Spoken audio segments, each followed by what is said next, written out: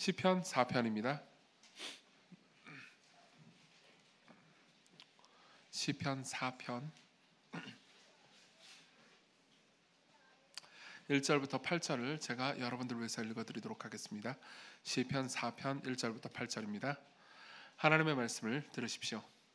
내 의의 하나님이여, 내가 부를 때 응답하소서. 곤란 중에 나를 너그럽게 하셨사오니 내게 은혜를 베푸사 나의 기도를 들으소서. 인생들아, 어느 때까지 나의 영광을 바꾸어 욕되게 하며 헛된 일을 좋아하고 거짓을 구하려는가? 여호와께서 자기를 위하여 경건한 자를 택하신 줄 너희가 알지어다. 내가 그를 부를 때 여호와께서 들으시리로다. 너희는 떨며 범죄하지 말지어다. 자리에 누워 심중에 말하고 잠잠할지어다. 의의 제사를 드리고 여호와를 의지할지어다. 여러 사람의 말이 우리에게 선을 보일 자 누구뇨 하오니 여호와여, 주의 얼굴을 들어 우리에게 비추소서. 주께서 내 마음에 두신 기쁨은 그들의 곡식과 새 포도주가 풍성할 때보다 더하니이다. 내가 평안히 눕고 자기도 하리니 나를 안전하게 살게 하시는 이는 오직 여호와시니이다. 아멘. 우리는 계속해서 시편을 통해서 우리의 감정을 다루는 법을 배우고 있습니다. 우리는 삶에서 부정적인 감정 같은 것들을 느낍니다. 예를 들면 의심이라든가 분노나 슬픔 같은 감정들이죠. 그리고 그 감정들은 때로 이제 우리를 고통스럽게 하기 때문에 우리는 이 감정을 적절하게 처리할 필요가 있습니다. 그리고 감사하게도 성경에는 시편이 있고요. 시편을 쓴 사람들은 굉장히 다양한 부정적인 감정을 하나님 앞에서 토로하면서 이 모든 것들을 잘 처리하고 있습니다. 우리는 시편의 이 메시지, 특별히 이 4편의 메시지를 통해서 오늘은 불안을 어떻게 처리할 것인가, 어떻게 불안을 놓고 기도할 것인가를 생각해 보려고 합니다. 불안은 어떤 건가요? 불안이 꼭 나쁜 것만은 아닙니다. 왜냐하면은 우리가 이제 미래에 대한 혹은 안전에 대한 불안 때문에 우리는 미리 준비하고 대비합니다. 사실 안전불감증 같은 것들이 오히려 더 위험하기도 하죠. 불안이 꼭 다 나쁜 것은 아닙니다.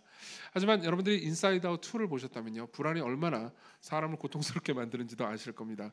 못 보신 분들을 위해서 잠깐만 말씀드리자면요, 주인공 라일리의 뇌에는 여러 가지 감정들이 있고요. 그 중에서 불안이가 되게 귀엽게 생겼어요. 불안이가 주인공 라일리를 막 통제하거든요. 통제할 때 어떻게 되는지 아십니까? 주인공의 친구들은요 그냥 경쟁자가 돼버립니다. 그리고 너무너무 불안해가지고 나쁜 일까지 하게 되죠. 막 도둑질 비스무리한 것까지 하게 돼요. 더 얘기하면 스포일러니까 더 얘기하지는 않겠습니다. 어쨌든요, 불안은 우리를 고통스럽게 하고요. 그리고 가치 있고 중요한 일을 못하게 합니다. 여러분, 왜 아까 이제 헌금도 했으니까요. 왜 사람들은 헌금하지 않을까요? 헌금 안 한다고 비난하고 싶어서 여러분들을 얘기하고 있는 게 아닙니다. 불안하니까요. 이 헌금을 하면 내 인생이 마치 망해버릴 것 같지 않습니까? 경제적으로 고통스러워질 것 같지 않습니까? 그러니까 이웃을 위해서, 교회를 위해서 자기의 것을 드리지 못합니다. 그리고 삶에서 사람들은요, 불안 때문에 어떤 것을 선택하는 것이 오히려 역효과가 나는 경우도 있습니다. 예컨대 이런 거죠. 부모가 자녀를요 과잉 보호할 때가 있습니다. 왜요? 불안하니까요. 최근에 제가 재밌게 읽었던 책이 하나 있습니다. 조나선 하이트라는 심리학자가 쓴 불안 세대라는 책이 있습니다. 이 책은 꽤나 재밌었는데요. 그 책의 주요한 주제는 이런 거였습니다. 그러니까 이제 특별히 지금 아이들 있잖아요. 지금 청소년 혹은 이제 그 이하의 그 초등학생 아이들 있잖아요. 이 아이들은 80년대생들의 아이들입니다. 그렇죠? 80년대생들, 그리고 좀 빠르게는 90년대 초반생들의 아이들이에요. 그럼 이 아이들이 이제 자살률이나 우울증이나 불안율이 엄청나게 치솟았거든요. 왜 이런 일이 발생했는가에 대해서 이야기를 합니다. 그러면서 이제 80년대, 90년대 초반생 그 부모들 있잖아요. 부모들은 미디어가 미친 듯이 발달할 때 이제 젊은 시절을 보냈다는 거예요. 근데 미디어는 실제로 미국의 범죄율은 많이 줄었는데 범죄에 대한 보도가 늘어요. 그러니까는 특히 자녀들이 사고를 당한다든가 혹은 범죄를 당한다든가 이런 거에 대해서 보도를 굉장히 자극적으로 많이 했다는 거죠. 그리고 그것을 지속적으로 본 세대들 있잖아요. 세대들은 자녀들을 밖에 나가서 놀게 하면 위험하다라는 게 학습이 된 겁니다. 실제로 범죄율은 엄청나게 줄었고 그리고 사고율도 엄청나게 줄었는데도 불구하고요. 그래서 어떻게 됐냐? 80년대생 부모들은요 자녀들을 바깥으로 못 나가게 합니다. 그리고 그 놀이터를 극단적으로 안전하게 만들어요. 근데 놀이터가 극단적으로 안전하면 재미가 없어요. 아시죠? 이렇게 막 떨어지고 막 다치고 막 그래야 재밌는데 너무 극단적이었나요? 어쨌든 그러니까 어떻게 했느냐? 어떻게 했을까요? 계속해서 바깥에 못 나가게 하는 거예요. 예. 그리고 그 결과 어떻게 되느냐? 아이들은 면역 능력이나 위험을 대처하는 능력이 더 줄었다고 말합니다. 실제로 제가 들었던 이야기가 있어요. 자기 자녀가 코로나 시대 때 기억나시죠? 한 2020년, 21년, 22년 그때 막 코로나 걸리면 다 죽여버리겠다라는 분위기였잖아요. 그렇죠? 그리고 코로나 걸리면 막 다 죽을 것 같은 분위기였잖아요. 그래가지고 못 나가게 한 거예요. 그래서 그 이후로 어떻게 됐죠? 면역이 더 약해졌습니다. 혹은 그 중에서 그러니까 코로나 걸릴까 봐 너무 무서워가지고 몇 년 동안 교회를 아예 안 간 사람도 있습니다. 그 가운데 자녀가 신앙을 잃는 것을 지켜봤어야 하는 부모도 있었죠. 예. 근데 그 모든 과정 중에서 이제 조나선 라이트는 이런 이야기를 해줍니다. 근데 되게 재미있게도 사람들이 특히 이제 80년대생 부모들, 70년대 후반 80년대생 부모들이 자녀를 그렇게 바깥에 나아가서 실제 현실 세계에 나아가는 것은 지나치게 과잉 보호를 했는데 그럼 애들이 집에 있으면 뭐 하겠어요? 뭐 할 것 같아요? 유튜브 보죠. 뭐 하겠어요? 틱톡 보죠. 뭐 인스타 하고 페이스북 볼 거 아니에요, 그죠? 근데 그 세계는 안전할 거라고 착각했다는 거죠. 아니요, 그 세계가 훨씬 더 위험하다고 말합니다. 그 세계는 비교와 그리고 비난과 음란물과 폭력이 가득하기 때문에 아이들의 정서는 훨씬 더 불안해지고 아이들은 훨씬 더 위험해졌다고 말합니다. 그래서요, 이런 이야기를 해주죠.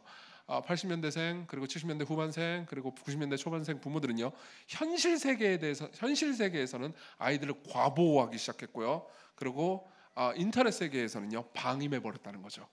그래서 아이들이 훨씬 더 위험해졌다고 말하고 아이들이 범죄 피해자가 되는 일은 줄었지만 자살하는 일은 늘었다고 말합니다. 보세요. 이 이야기를 하는 이유가 여기 있습니다.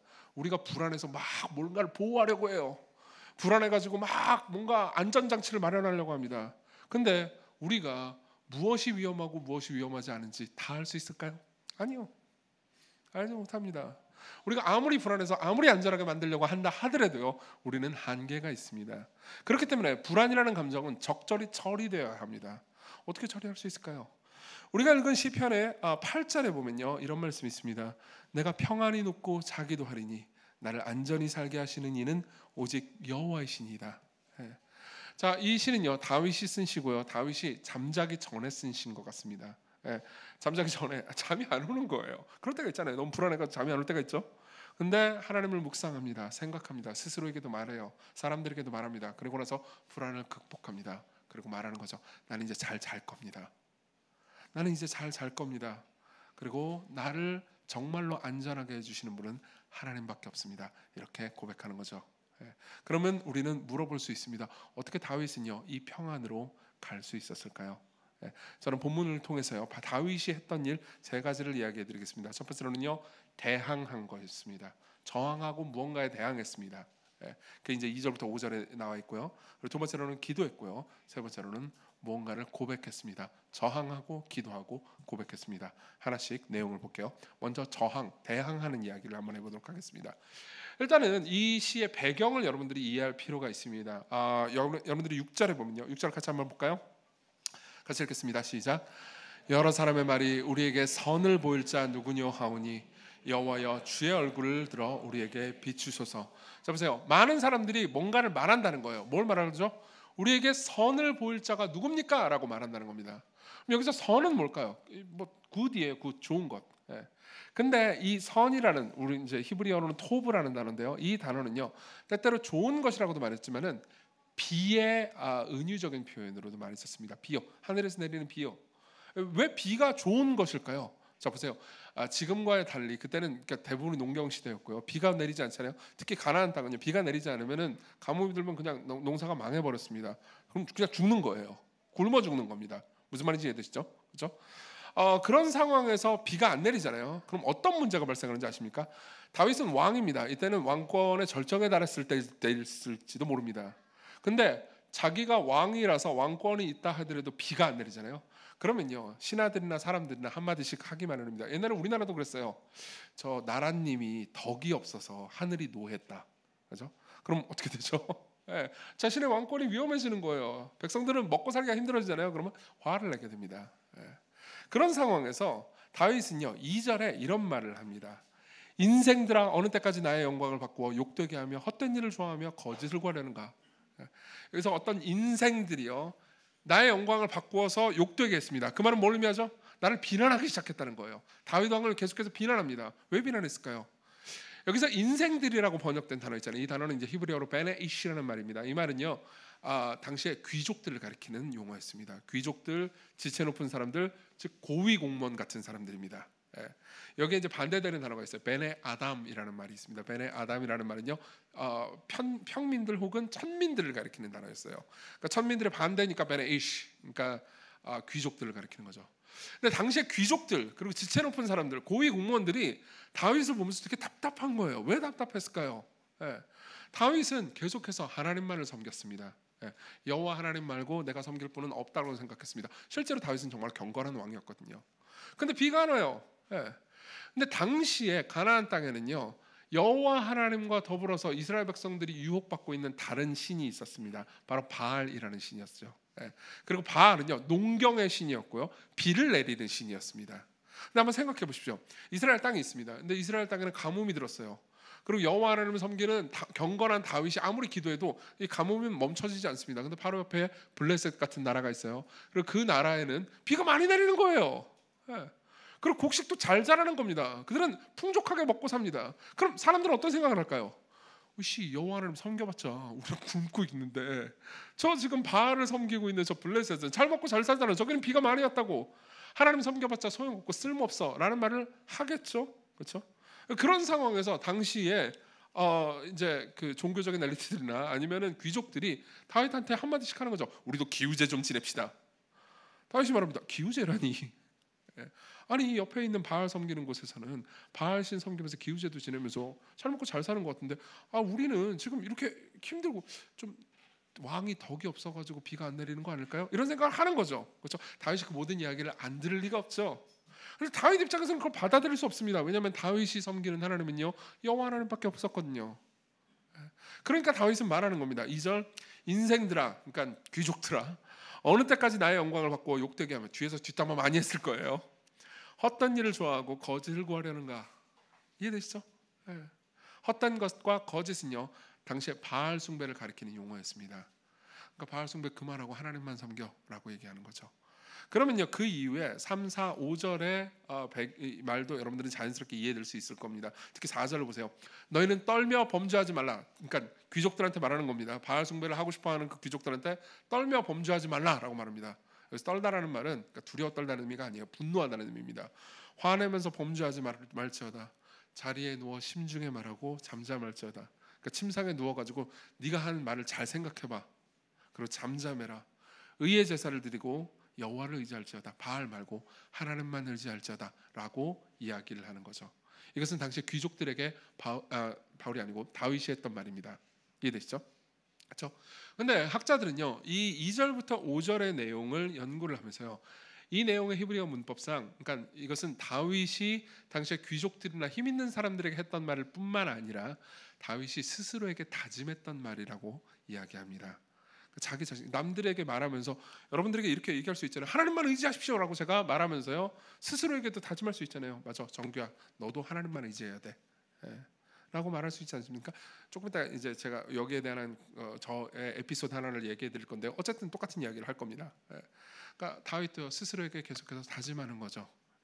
의의 제사를 드리고 여호와만 의지하자 다윗아, 이렇게 말하는 거죠. 근데 그 중에 보면요, 3절이 있습니다. 3절이 꽤나 중요하죠. 우리 같이 한번 3절을 읽겠습니다. 시작. 여호와께서 자기를 위하여 경건한 자를 택하신 줄 너희가 알지어다. 내가 그를 부를 때 여호와께서 들으실지어다. 자, 보세요. 여기 보면요, 다윗이 이렇게 말합니다. 여호와께서 그를 위하여, 여호와 하나님을 위해서 경건한 자를 택하신 줄을 너희가 알지어다. 그 경건한 자가 하나님께 부르짖을 때 하나님께서 들으실 거야, 이렇게 얘기합니다. 자, 자꾸 히브리어 얘기해서 좀 죄송하긴 한데요, 여기서 경건한 자라고 번역된 단어가 조금 아쉽습니다. 경건한 자라고 번역을 하니까 하나님께서는 그러니까 착하고, 그러니까 하나님 뜻대로 신앙생활 잘하는 사람만 부르셨다, 이렇게 오해하기 쉽습니다. 그런 의미가 아니에요. 여기서 경건한 자라고 번역된 단어는 히브리어로 하시드라는 단어입니다. 근데 아마 기독교 신앙을 가진 지 오래된 분들이라면 설교를 통해서 헤세드라는 단어를 들어보신 적이 있을 겁니다. 들어보신 적 있나요? 헤세드는요, 끊임없는 사랑, 조건적이지 않는 사랑, 하나님의 끊임없는 자비를 가리키는 단어입니다. 하나님의 사랑이라고 이해하시면 돼요. 근데 하시드라는 말은요, 그 사랑을 받은 사람을 의미합니다. 그러니까 다윗은 이렇게 말하는 거죠. 나는 하나님의 사랑을 받은 사람이고 하나님의 택함을 받은 사람이야.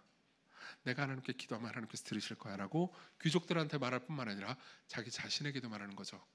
나는 하나님의 사랑을 받은 사람이고 나는 하나님의 택함을 받은 사람이야. 하나님께서 내가 기도하시면 들으실 거야. 많은 사람들은 이렇게 생각합니다. 나는 하나님의 택함 받은 사람이야 라고 말하면요, 그 사람이 교만해질 거라고 생각합니다. 아니에요. 내가 하나님을 택한 게 아니고요, 하나님이 나를 택했다고요. 그럼 내가 잘한 게 있어요, 없어요? 없죠. 나는 choice people이 아니고 chosen people입니다. 하나님이 나를 택했어요. 내가 잘한 게 없는데 그분이 나를 먼저 사랑했습니다. 여러분, 내가 하나님의 택함을 받았다, 하나님이 나를 먼저 사랑했다라고 정말로 믿잖아요. 내가 기독교인이 된 것이 그분이 나를 먼저 사랑하셨기 때문이다라고 믿잖아요. 그러면요, 기독교인이 아닌 사람들을 절대 깔볼 수 없습니다. 나는 믿었고 너는 안 믿었지, 불신자야, 이렇게 생각하지 않는다고요. 왜요? 내가 거기에 잘한 게 아무것도 없으니까요. 내가 심지어 하나님을 믿게 된 것도 그분이 나에게 먼저 다가와 주셨기 때문에 믿은 거예요. 그럼 내가 자랑할 게 뭐가 있습니까? 그리고 다윗은 말하는 거죠. 나는 하나님의 택함 받은 사람, 하나님의 사랑받는 사람, 내가 하나님께 기도하면 그분이 듣는 사람이야라고 계속해서 자기 자신에게 말하고 있는 거죠.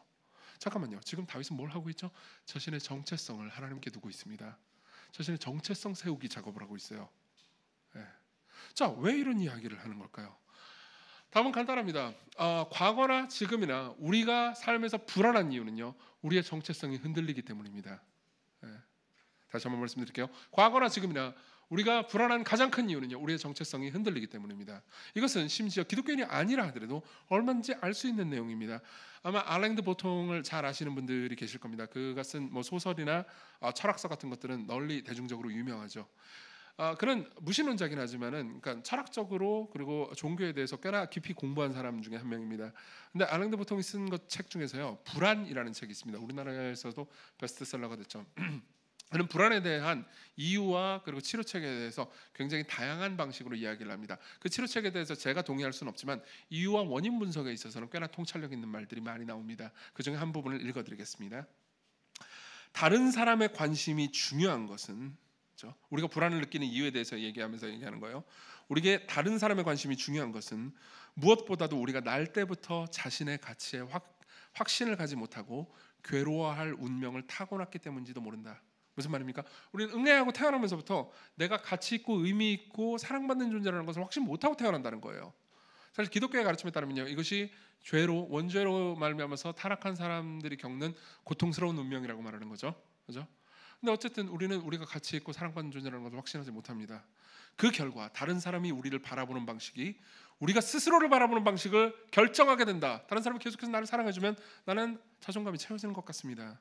그렇지 않으면 난 쓰레기 같죠. 자신의 정체성에 대한 느낌이 함께 사는 사람들의 판단에 좌우되는 것이다.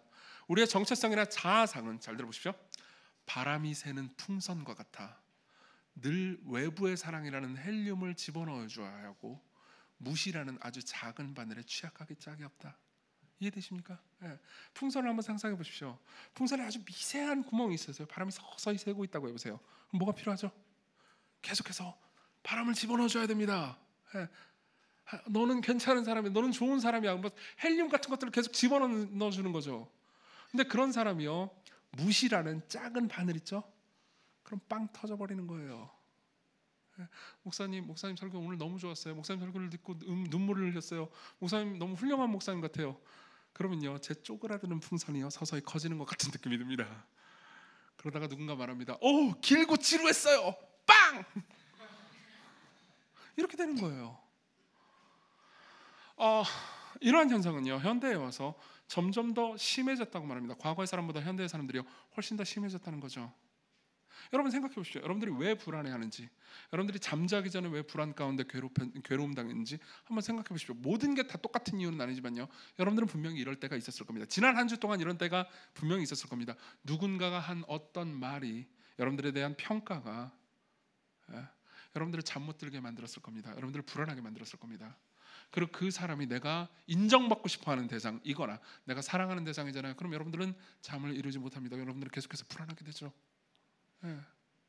그 사람이 나를 인정해주거나 평가하는 말이 아니라 하더라도요, 어떤 사람이 나한테 한마디 한 것 있잖아요. 그게 여러분들의 정체성을 얼마든지 흔들 수 있습니다. 예를 들면 이런 거죠. 아직도 주식 안 해? 이런 거죠. 그럼 진짜 아직 안 해. 그냥 쿨한 척 말했어요, 낮에는. 그리고 밤에 자기 전에 생각을 하는 거죠. 이렇게 월급도 쥐꼬리만 한 건데 이거 몇십 년을 모아도 나는 집을 못 살 것 같은데 주식을 해야 되나? 라는 생각이 듭니다. 그럴 때가 있죠, 분명히. 예. 여러분, 끔찍한 이야기지만 몇 년 전으로 한번 되돌아가 봅시다. 2021년을 한번 생각해 보십시오. 그때 기억나시요? 예. 주식 미친 듯이 오르고 비트코인 뭐 암호화폐 미친 듯이 오르고, 그리고 사람들은 막 서로에게 말했잖아요. 우리는 벼락 거지가 됐어. 그냥 나는 돈을 잃은 게 없고 그냥 차곡차곡 월급 통장 받아가지고 계속해서 저축을 했는데 갑자기 내가 거지가 됐어요. 내 주변에 주식으로 한 1억 벌었다라는 사람들이 한두 명씩 있습니다. 그럼 어떻게 되죠? 그 사람이 나한테 물어봐요. 아직도 주식 안 해? 그래서 여러분들이 어떻게 했죠? 카카오를 샀잖아요. 그리고 어떻게 됐죠? 사실 뭐 여러분들이 잠깐 웃어주긴 했지만 이 이야기는 우리 교회 이야기, 우리 교회 청년들의 이야기이기도 하고요. 그리고 이것 때문에 경제적인 피해를 받아가지고 아직까지 고통당하는 사람들이 있습니다. 그러니까 저는 이 이야기를 희화하고 싶지는 않습니다. 근데 제가 드리고 싶은 말씀은 이겁니다.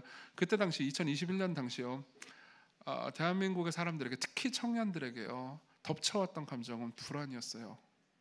계속해서 불안이었습니다. 이대로 있으면 난 망할 것 같은 두려움, 불안. 그래서 뭐든 했죠. 그리고 더 고통을 당했습니다. 예. 여러분, 결혼을 해서 뭐 2부 예배는 청년들이 많으니까요, 결혼해가지고 자녀를 낳으면요, 그 불안은 더해집니다. 예. 여러분들 주변에 그렇게 말하는 사람이 분명 있어요. 우리 애는 이번에 이런 학원 다니는데 아직 안 다녀요? 그럼 여러분들 불안해져요. 초등학교 4학년인데 아직도 중학교 선행학습을 안 한다고요? 예. 초등학교 4학년 배우면 되지 왜 중학교 선행학습을 해야 되냐고요. 근데 여러분 보십시오. 안 불안해질 것 같습니까? 불안해집니다. 예. 이것은요, 심지어 신앙의 영역에서도 마찬가지입니다. 예. 우리 집에는 기도를 혼자 안 해요. 예. 근데 다른 집애가 이렇게 두 손을 딱 모으고, 가끔가다 그런 애들이 있어요. 진짜 신앙은 없는데 진짜 신앙이 있는 것처럼 잘 연기하는 친구들이 있어요. 초등학교 2학년, 1학년짜리가 하나님 아버지 그러면서 겁내기도 잘하잖아요. 이런 그런 애가 있다고요. 예. 그럼 우리 애는 지옥에 갈 것 같아요. 그럼 애를 딱 따라줘. 으악! 그럼 걔는 열받아가지고 교회를 안 갑니다. 예. 끊임없이 우리는요, 더 많이 비교하고 더 많이 비교하는 세상에 살고 있고요. 그것은요, 아까도 잠깐 조나선 하이트 얘기하면서 했지만 지금처럼 SNS가 난무하는 시절은요, 훨씬 더 더하죠. 예. 올리비아 로드리고라는 가수가 있습니다. 예. 굉장히 그러니까 의식적인 가사도 많이 쓰는 가수죠. 이 가수가 쓴 노래 중에서는요, Jealousy, Jealousy라는 노래가 있습니다. 노래 되게 좋아요. 나중에 한번 들어보십시오. Jealousy, Jealousy라는 노래가 있어요. 그 노래의 첫 번째 라인은요, 이렇게 시작됩니다. 나는 휴대폰을 방 건너편으로 던져버리고 싶어. 내가 보는 여자들은 모두 믿을 수 없을 정도로 너무 멋져. 예. 여러분 보십시오. 실제로 그 뮤직비디오를 보잖아요. 그럼 인스타가 나옵니다. 인스타죠 다. 예. 인스타를 보잖아요. 그럼 거기 나와 있는 여자들은요, 믿을 수 없을 정도로 예쁩니다. 근데 우리 모두 알고 있잖아요. 그게 전부 다 보정을 거친 거라는 걸 알고 있잖아요. 저는 아직도 뭐 그런 거하고 좀 거리가 있는 사람이기 때문에 그 보정해봤자 뭐 얼마나 더겠어. 근데 진짜로 실제로 어떤 자매가 저한테 보정해주는 과정을 보여줬어요. 옆에서. 저 진짜 충격 먹었습니다. 다른 사람이 되더라고요. 진짜 충격 아닙니까? 보세요, 우리 모두 다 알고 있어요. 이게 보정을 거친 사진이라는 걸. 그럼에도 불구하고 우리는요, 그러니까 얘보다 나는 안 예쁘고, 얘는 너무 날씬한데 나는 뚱뚱하고, 얘는 지금 해외에서 오마카세 먹고 있는데 나는 지금 라면을 끓여 먹고 있고, 계속해서 비교하고 있어요. 그렇죠? 그럼 어떻게 되죠? 더 날씬해지나요? 아니요, 스트레스를 받죠. 그럼 떡볶이하고 마라탕을 먹잖아요. 그럼 또 똑같아지는 거예요. 계속해서 불행해지는 거죠. 사실 생각해 보면요, 그러니까 시편을 쭉 연구하잖아요. 그럼 다윗에게도 평생 이런 고통이 있었던 것 같습니다. 왠지 아십니까? 여러분들이 나중에 시편을 공부해 보잖아요. 그러면 다윗이 이렇게 말하는 것을 굉장히 많이 볼 수 있습니다. 사람들이 내게 어찌하리이까? 사람들이 내게 어찌하리이까? 이 표현은요, 시편에 여러 번 등장합니다. 왜 그럴까요? 계속해서 사람들이 하는 말, 사람들의 평가, 사람들이 나한테 해주는 충고, 이런 것들이 내 정체성을 끊임없이 흔들었기 때문이죠. 그리고 다윗은 말합니다. 나도 원하는 것이 많지만 사람들이 하는 말 때문에 나는 괴롭습니다. 그리고 나는 두려워합니다. 그러니까 나는 하나님을 바라봅니다. 이렇게 얘기하는 거죠. 그리고 생각하는 겁니다. 사람들이 나에 대해서 평가하는 것이나 사람들이 나에 대해서 충고하는 것을 이제 그만 듣자. 나는 하나님이 택하신 사람이고, 3절이에요. 하나님의 사랑을 받는 사람이고 내가 하나님께 기도하면 하나님께서 들으실 거야. 이 말은요, 사람들이 나한테 뭐라고 하든 신경 쓰지 않겠다는 의미가 아닙니다. 이게 보통 세상의 방법이죠. 예. 세상에서 여러분들이 듣는 방법은 보통 이런 식입니다. 사람들이 하는 말, 사람들이 주는 이미지, 메시지 이런 것들을 계속 보다가 여러분들이 지칩니다. 그리고 괴롭습니다. 그러니까요, 여러분들 스스로도 다른 사람들도 여러분들에게 말합니다. 사람들이 뭐라고 하든 신경 쓰지 마. 무시하라고. 그럼 여러분들이 행복해지나요? 아니요, 행복해지지 않습니다. 빈 공간이 채워지는 건 아니에요. 신경 쓰지 않는다고 생각하지만 더 신경 쓰게 됩니다. 다윗은 완전히 다른 방법을 선택합니다. 사람들이 하는 말을 듣습니다. 사람들이 하는 말을 무시하지 않아요. 그렇지만 다윗은요, 하나님이 하신 말씀을 더 중요하게 생각합니다. 그분이 나한테 말씀하셨어요. 너는 택함 받은 자란다. 그분이 나한테 말씀하셨어요. 너는 나의 사랑받는 사람이란다. 네가 나에게 기도한다면 나는 들을 거야. 자, 보세요. 이게 저항입니다. 이게 기독교인들이 평안을 누리는 방법이에요. 기독교인들이 평안을 누리는 방법은 여러분들이 평상시에 사람들에게 듣는 말을 무시하고 내가 최고야 라고 말하는 게 아닙니다. 오히려 사람들이 여러분들에게 하는 모든 말들을 잘 듣고요, 여러분들이 하나님께 가는 겁니다. 사람들이 하는 말들을 들을 때 여러분들은요, 저 사람은 저게 있는데 난 저게 없어. 저 사람은 되게 대단한 것 같은데 나는 아무것도 없어. 그러면 에이, 그놈들이 뭐든 무슨 상관이야 이렇게 말하지 않습니다. 오히려 하나님 앞에 갑니다. 하나님, 당신은 나에 대해서 어떻게 생각하십니까? 너는 내 사랑하는 아들이요 내 기뻐하는 자라. 여기서 안식을 찾는 거죠. 이게 저항이에요. 이게 저항입니다. 여러분, 여기 앉아 계신 분들 중에서 기독교인이 아닌 분들이 계실 겁니다. 그런 분들에게도 제가 여러분들에게 드리고 싶은 말씀이 있습니다. 희망이 있습니다. 이것은 단순한 가스라이팅이 아닙니다. 사실 가스라이팅이라고 치면요, 여러분들이 삶을 통해서 사람들에게 듣는 것도 일종의 다 가스라이팅이에요. 네. 기독교인이라면요, 흔들리지 않는 정체성을 계속해서 가질 수 있습니다. 당신은 다른 사람들의 말을 무시하지 않고 귀 기울여 들으면서도 당신의 정체성이 흔들리지 않고 안식할 수 있습니다. 하나님께서 여러분들에게 계속해서 말씀해 주실 수 있습니다. 너는 내 사랑하는 아들이요 내 기뻐하는 자라. 이것을 받아들이는 것, 이게 저항입니다. 두 번째로 넘어가죠. 기도하기입니다. 여기까지 이야기를 들은 분들은요, 분명히 이렇게 생각하거나 저한테 반문하고 싶은 분들이 있을 겁니다. 와닿지 않는데요? 안 와닿아요. 나를 사랑하신다고요. 와닿지 않아요. 안 와닿습니다. 여러분, 이건 목회 지옥이에요. 정말이에요. 제가 종종 이렇게 생각할 때가 있어요. 와, 담임 목사가 얼마나 빡센지 사람들한테 체험시키고 있다 싶다. 뭐 자기 연민에 가득할 땐 그런 생각이 들죠. 그리고 전부 다 한 명씩 돌아가면서 한 달씩 시키는 거예요. 자, 한 달씩 저기 와서 설교도 다 하고, 그리고 목회 상담도 한꺼번에 다 하셔, 뭐 이렇게 하는 거죠. 예. 물론 정말 바보 같고 어리석은 자기 연민에 가득한 세상 생각이에요. 근데 그때마다 제가, 여러분들이 궁금할 수 있잖아요. 뭐가 제일 빡센가요? 궁금할 수 있죠. 근데 제일 빡센 게 뭐냐면은 와닿지 않아요가 제일 빡세요. 그 진짜 힘들어요. 방법이 없거든요. 사람들이 불안이나 혹은 분노나 여러 가지 부정적인 감정을 가지고요, 그리고 슬픈 일들을 가지고 저한테 와서 이야기를 해줍니다. 그럼 저는 제가 할 수 있는 이야기를 할 수밖에 없어요. 저는 의사가 아니니까 처방도 못합니다. 근데 저는요, 복음을 여러분들에게 말해줍니다. 예수님이 나를 위해서, 너를 위해서 이런 일을 하셨다. 와닿지 않아요. 네. 뭐라고 해야 될까요? 거대한 벽이 틈도 없는 느낌이죠. 자, 이 중에서도 분명히 그런 분들이 많이 계실 겁니다. 와닿지 않아요. 네. 어떻게 할 수 있을까요? 자, 우리 1절을 보겠습니다. 같이 읽겠습니다. 1절 시작. 내 의의 하나님이여, 내가 부를 때 응답하소서. 곤란 중에 나를 너그럽게 하셨사오니 내게 은혜를 베푸사 나의 기도를 들으소서. 자, 지금 다윗은요, 기도하고 있습니다. 6절도 같이 읽어볼까요? 시작.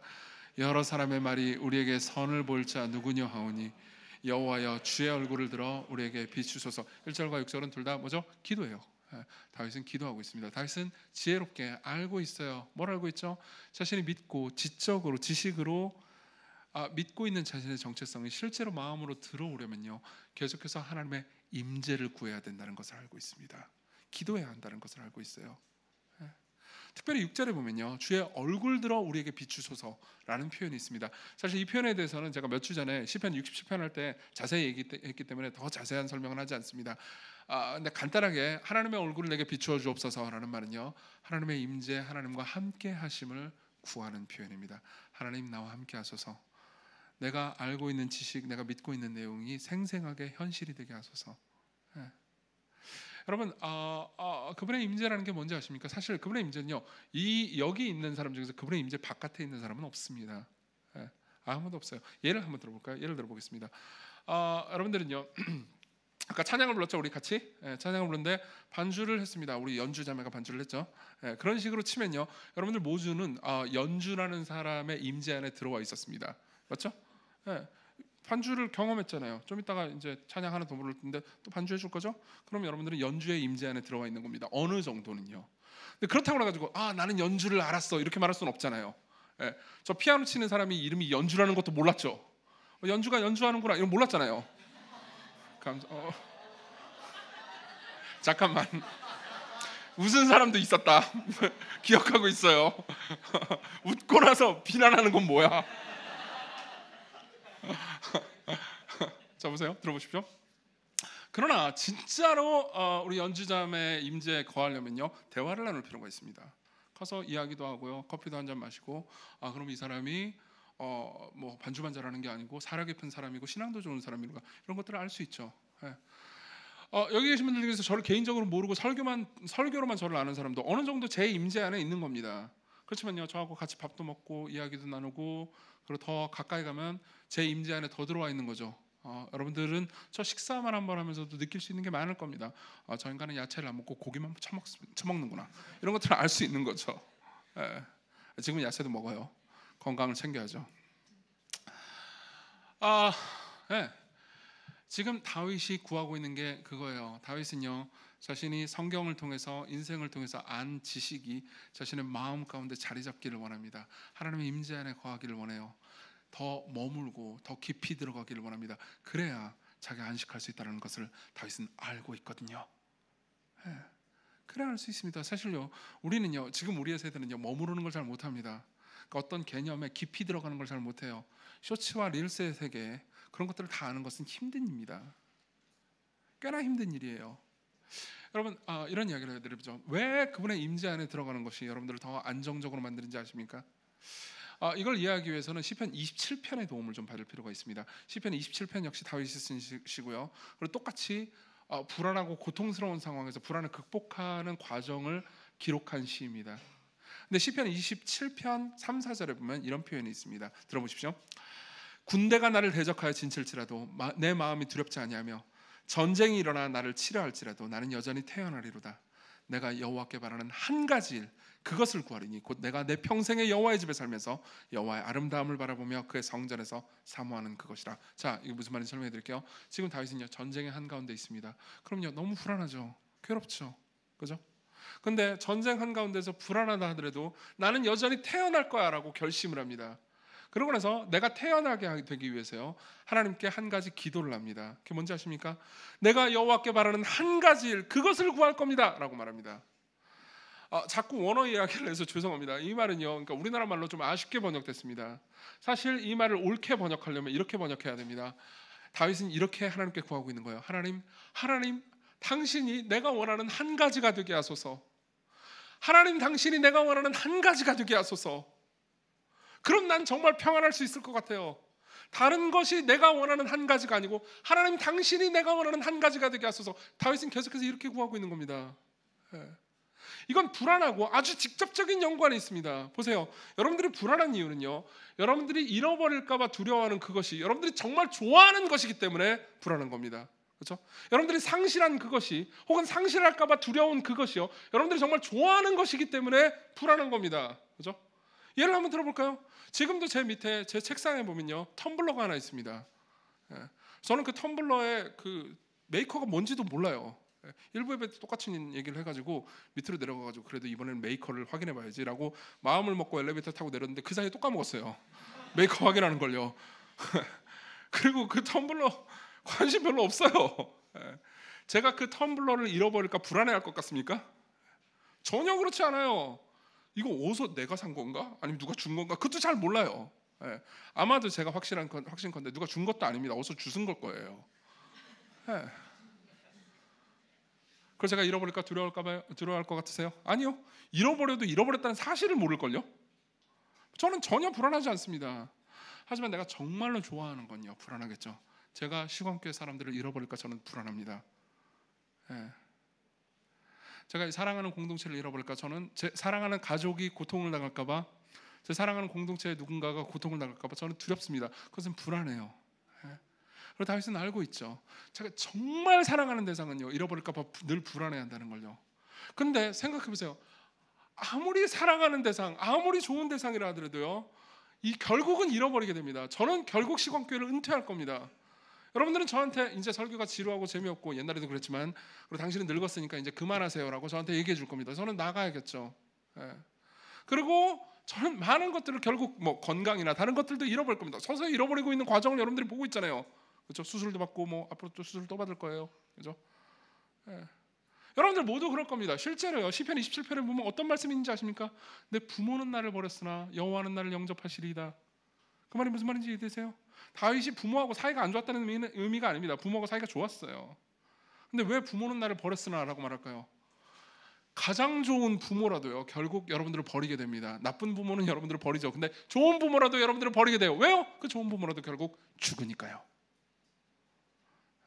여러분들이 무엇을 한 가지로 두든 최고의 것으로 두든 결국 그것을 잃어버릴 겁니다. 그래서 다윗은 말하는 거예요. 하나님, 내가 다른 것을 내가 원하는 한 가지가 아니고 하나님이 내가 원하는 한 가지가 됐으면 좋겠습니다.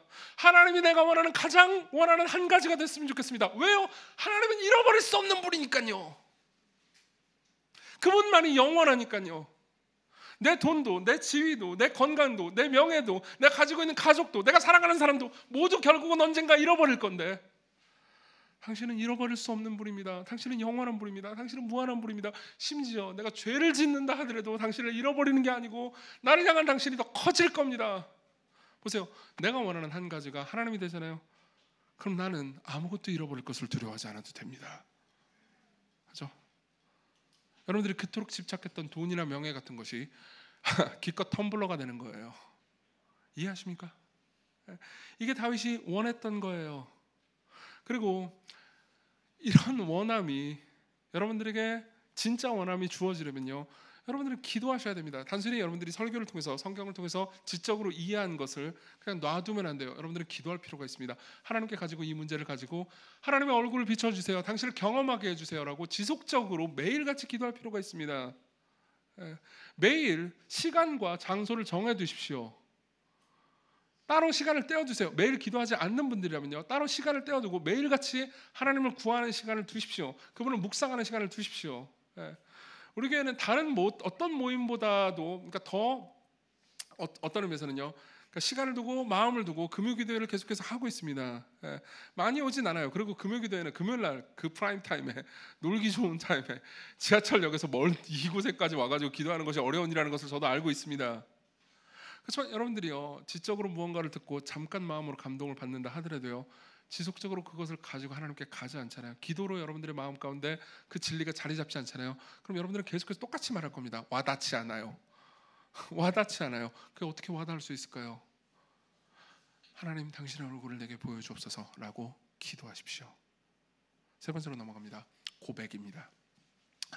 다윗은 이 7절을 말할 때쯤부터는 이제 자신의 마음에 그분의 사랑이 꽉 찼던 것 같습니다. 그리고 사랑하는 마음이 꽉 차고 그 다음 7절의 고백으로 이어집니다. 우리 7절을 같이 읽겠습니다. 시작. 주께서 내 마음에 두신 기쁨은 그들의 곡식과 새 포도주가 풍성할 때보다 더하니이다. 주께서 내 마음에 두신 기쁨은 그들의 곡식과 포도주가 풍성할 때보다 더합니다. 보세요. 지금 저 귀족들은요, 돈 많고 곡식 많고 그리고 부유하게 잘 사는 것만 좋다고 생각합니다. 근데 나는 생각이 달라졌습니다. 당신의 임재를 경험하고 나니까 이제 나는 하나님과 더불어서 곡식과 포도주가 없어도 그냥 하나님과 더불어서 때때로 굶어도 괜찮은 것 같습니다. 내가 당신과 함께 있는 게 나한테는 더 큰 행복입니다 라고 말하는 거죠. 이게 여러분들한테는 전혀 와닿지 않을 수도 있습니다. 뭐야, 아무리 그래도 그렇지, 배고프면 하나님이고 뭐가 없다고 이렇게 생각하는 분들도 계실 거예요. 그렇지만요, 여러분들이 이 감정을 전혀 모를 거라고는 생각하지 않습니다.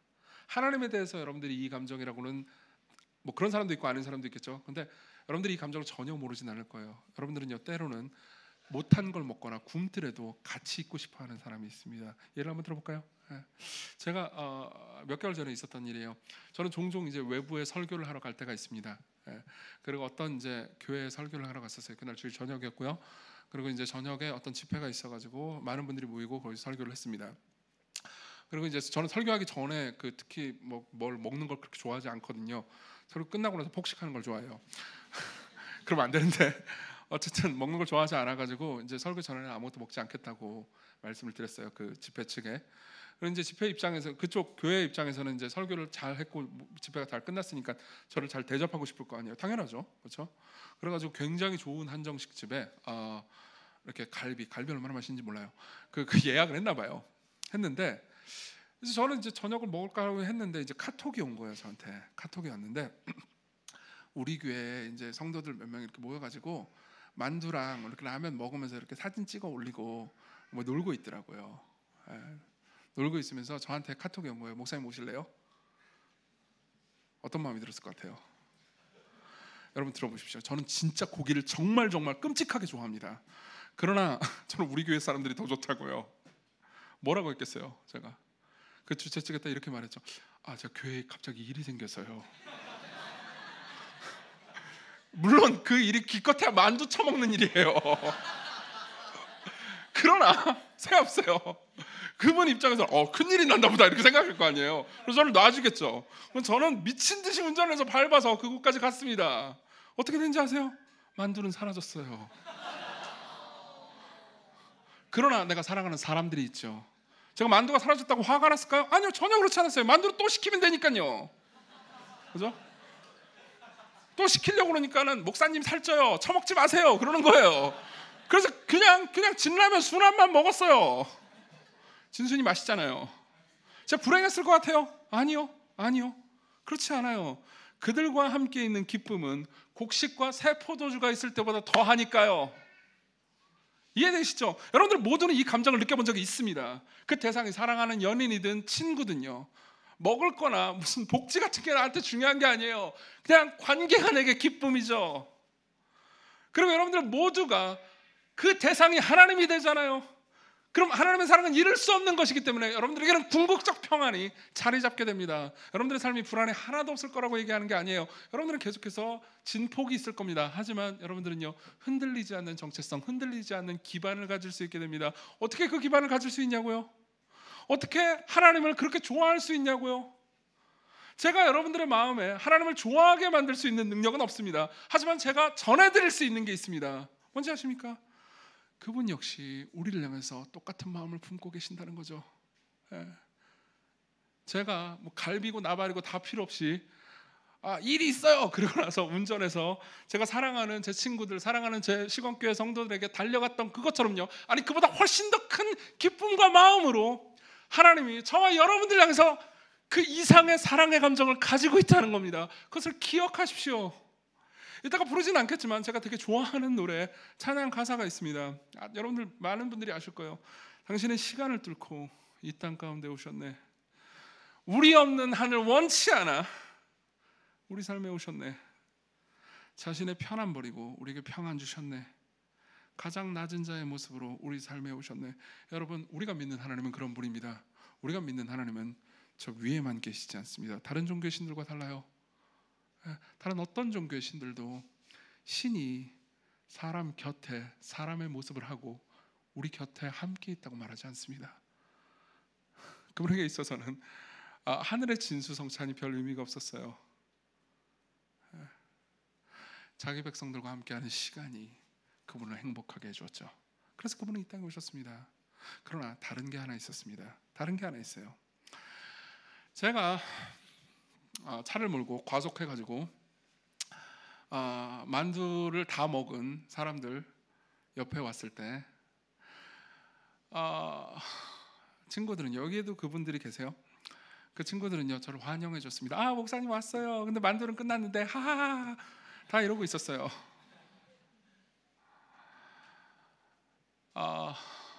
그러나 예수 그리스도께서 자기 백성들에게 오셨을 때는 그분을 영접하는 사람이 없었습니다. 요한복음 1장 12절 그분을 영접하는 사람이 아무도 없었어요. 자기 땅에 자기 백성들에게 오셨지만 그분은 철저하게 거부당하셨습니다. 여러분들이 복음서를 읽어본다면요, 그것을 더 자세히 알 수 있을 겁니다. 복음서를 얼핏 보잖아요. 그러면 예수님을 사람들이 환영한 것처럼 보입니다. 예. 근데 예수님은 이럴 때만 환영받았어요. 병든 자를 고치고 죽은 사람을 살리고 귀신을 내쫓고 먹을 것을 줄 때만요. 그렇지 않잖아요. 그러면 예수님은 거부당했습니다. 요한복음 6장을 보잖아요. 예수께서는요, 떡 5덩어리하고 물고기 2마리로 5,000명을 먹이십니다. 사람들은 흥분하고 환호했어요. 예수님은 왕으로 삼으려고 했습니다. 근데 예수께서 뭐라고 하는지 아십니까? 내가 진실로 진실로 너에게 이르노니 너희가 나를 찾는 것은 표적을 본 까닭이 아니고 떡을 먹고 배부른 까닭이로다. 요한복음 6장 26절. 너희들은 나를 원한 게 아니다. 그냥 빵을 원했을 뿐이야. 그러고 나서 예수께서 말씀하십니다. 내가 생명의 떡이다. 무슨 말인지 아십니까? 너희들에게 정말 필요한 건 나란다. 음식이 아니고. 그러니까 거기에 대해서 사람들이 어떻게 반응했는지 아세요? 요한복음 6장 66절. 그때부터 그의 제자 중에서 많은 사람이 그분을 떠나가고 다시 그분과 함께 있지 아니하더라. 보세요. 예수님은 환영받지 않았습니다. 자, 다윗이요, 이 땅에 있을 때 다윗의 삶에서 가뭄이 올 때 사람들은 다윗을 버렸어요. 그죠? 마찬가지로 예수 그리스도께서도요, 이 땅에 계실 때 사람들은 그분을 버렸습니다. 아주 철저히 버렸죠. 유일하게 다른 게 있다면요, 다윗은 그래도 하나님의 얼굴을 봤다는 겁니다.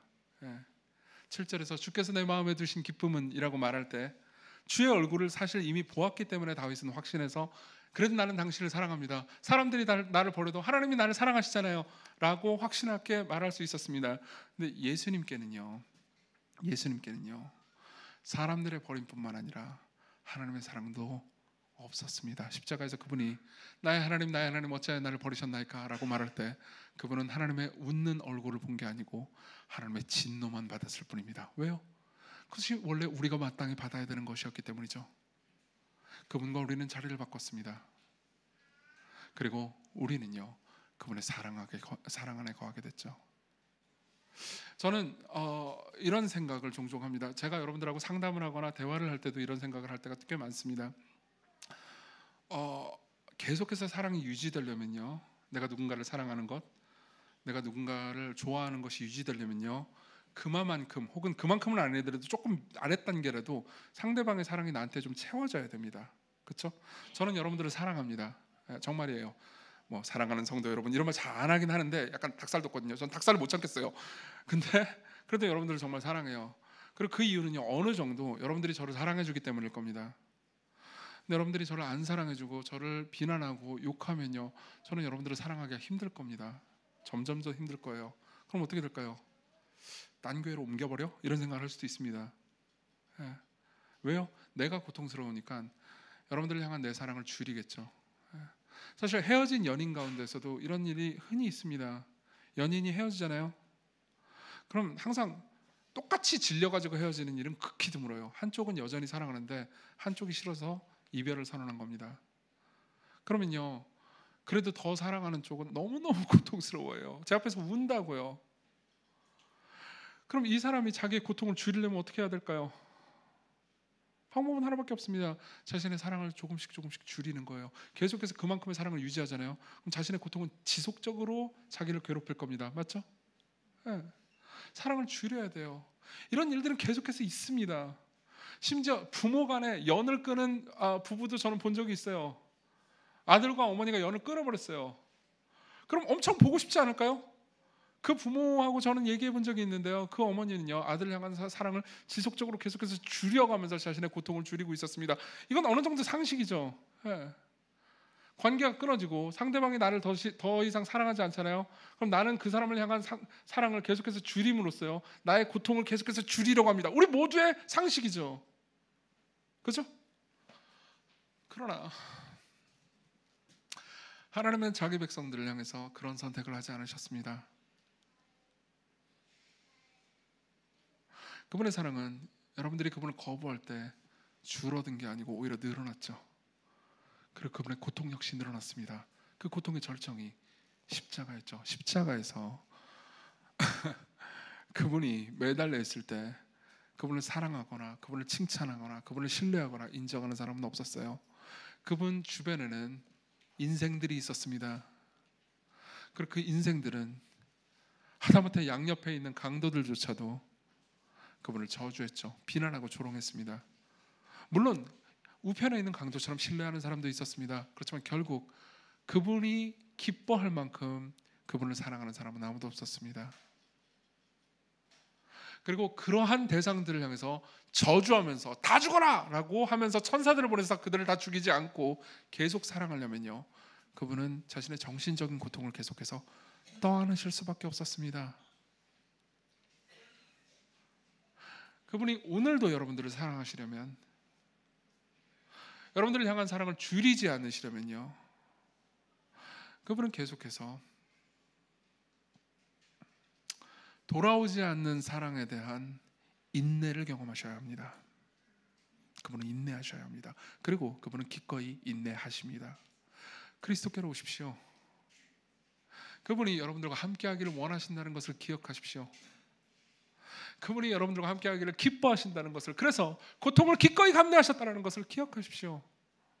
그리고 여러분들의 단 한 가지를 바꾸려고 해보십시오. 그렇게 기도하십시오.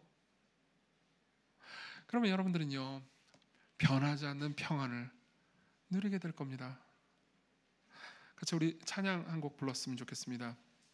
주님, 내가 주의 장막을 사모합니다. 오직 주의 임재를 갈망합니다. 그리고 제가 제일 좋아하는 라인이에요. 나의 평생에 단 한 가지 소원, 주의 아름다우신 보며 사랑 노래하는 것. 우리 함께 찬양합시다.